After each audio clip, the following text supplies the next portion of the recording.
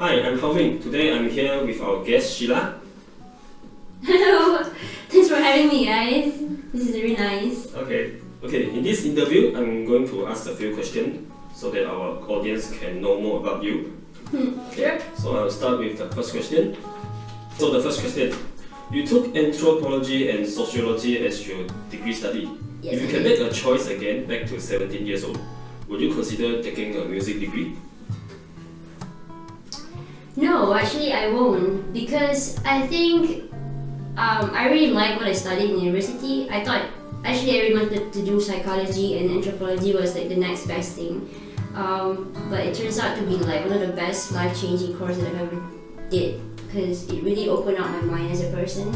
And as a musician, you need to be more. I mean, when you do art, you are reflected by your music. And so by doing anthropology, I have encountered like a whole new world that I can actually reflect through music, and that's very interesting and very important part of my life.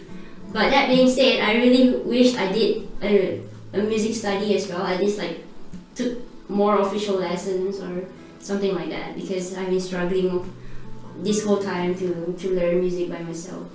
The next question. Most of the parents and the kids have a perception that classical music, especially piano and violin, are the most graceful instruments for a girl to learn. What brought you to guitar? Who is the one that influenced you to pick up guitar? I mean, like, first of all, I don't even think of the guitar as a masculine instrument or a feminine instrument. It's just something that I really like and I connect to. But I do understand that there's a lot of people around identifying guitar as something masculine, and then they won't allow like their kids to play string instruments or guitar for the matter, especially electric stuff, right? Yeah. I watched my brother played this video by Kotaro Oshio once, and then he was just playing this song Kaze no Uta, which is the wind song, and he was just doing this. I mean, it was just like a few notes, but when I heard that, it really pierced through my heart. Like, damn it, I didn't. Sorry. But like, wow, like I didn't know you can feel this much by just listening to a couple of music notes, because the perception is you gotta sing to like really get to somebody, you know, the lyrics, the words, the vocal instrument. But my perception totally changed, and that's why I started picking up the guitar, and I felt like, wow, if you can do this, I want to do it too, you know. Since when you start your performing career? I was performing. Well, I remember going to university, and then there was this USM jazz band playing for us at the opening ceremony, and then I was like, I was so amazed that like I don't care that I can't read a single note or even know what I'm playing. I mean, like I play Osho stuff, whatever that she's doing, but I don't even know a single chord that I'm doing. I just know that it sounds like that. And then this is like jazz club, jazz band, and so I went to the guys over there, and I was like, please take me in, like I'll do whatever it takes. But turns out that actually take in anybody as well. But yeah, but the Professor Razif and Andy City, which is the alumni of USM Jazz Band, as well as the cultural manager over there, they kind of like took me under their wings, and they were like kind enough to like, you know, push me and always like supporting me. And so for the first year, they kind of just chucked me everywhere. Sheila, you're playing at this event. I'm like, huh? I don't even know how to play with other people, or so it's always like putting me in this kind of like unexpected situation that kind of like pushed me as a musician. But I stopped playing there after 1 year to concentrate on my solo career. Yeah. There's a trend that there are more female guitarists emerging in Malaysia now. Do you foresee this will change the negative perception towards guitar as being a rebellious instrument?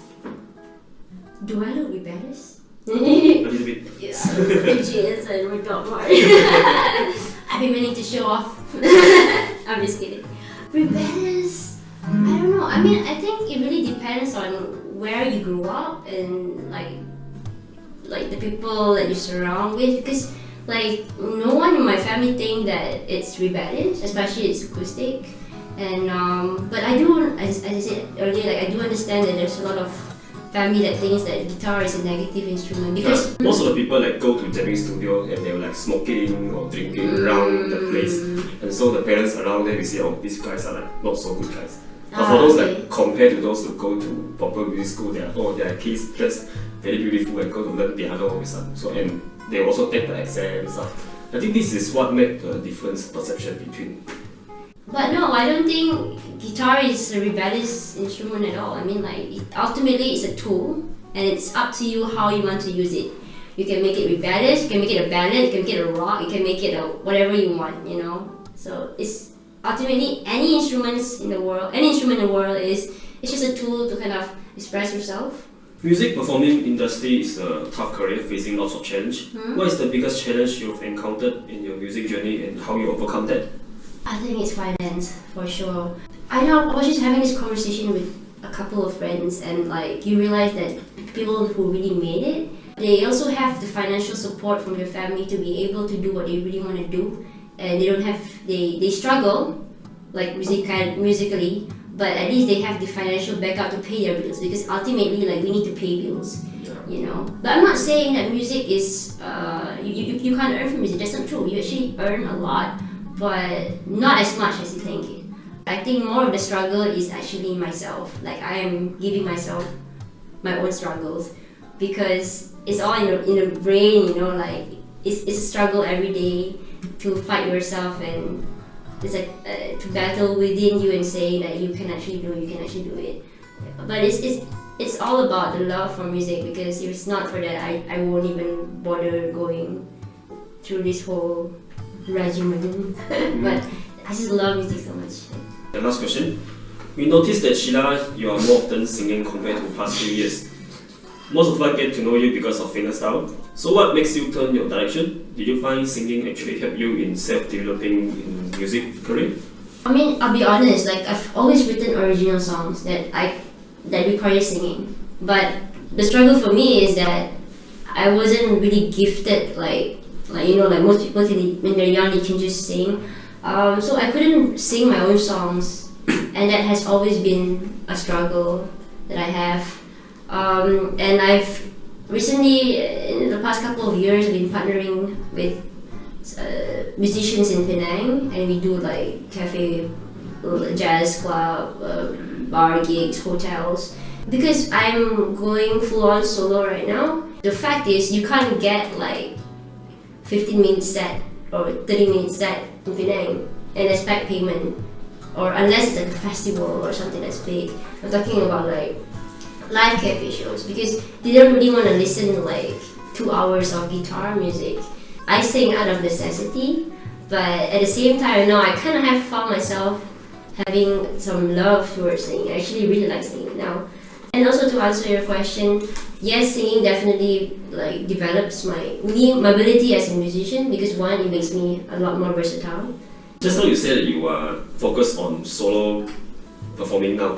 Yeah. So if somebody say that if you want to perform you must sing, or else your music will be a secondary kind of style music, do you agree with this kind of thoughts? No, because that's just perception. Yeah. Ultimately, like it depends on the venue, you know. You're talking about cafe gigs and they kind of want to have just chill music, and they do want to have background music.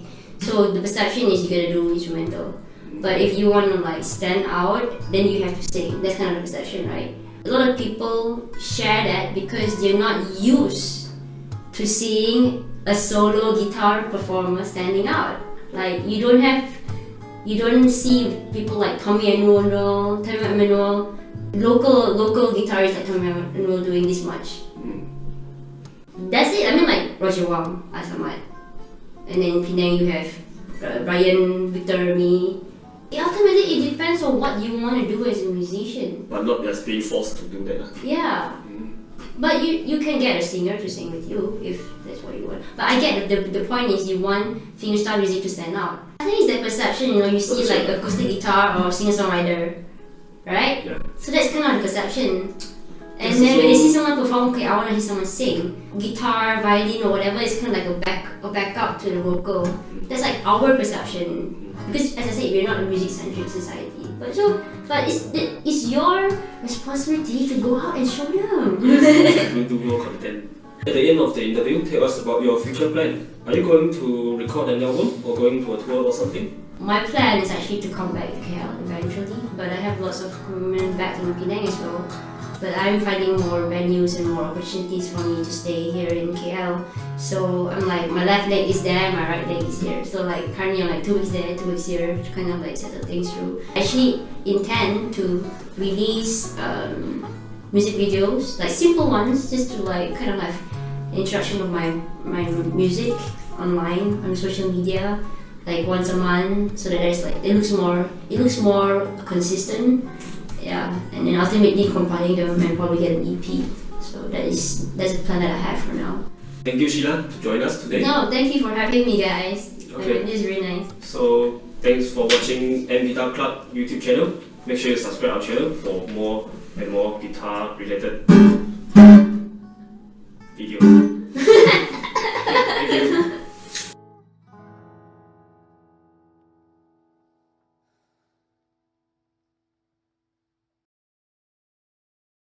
Everybody has perceptions, and your perception is not my business. I stole it from Tommy Rainbow.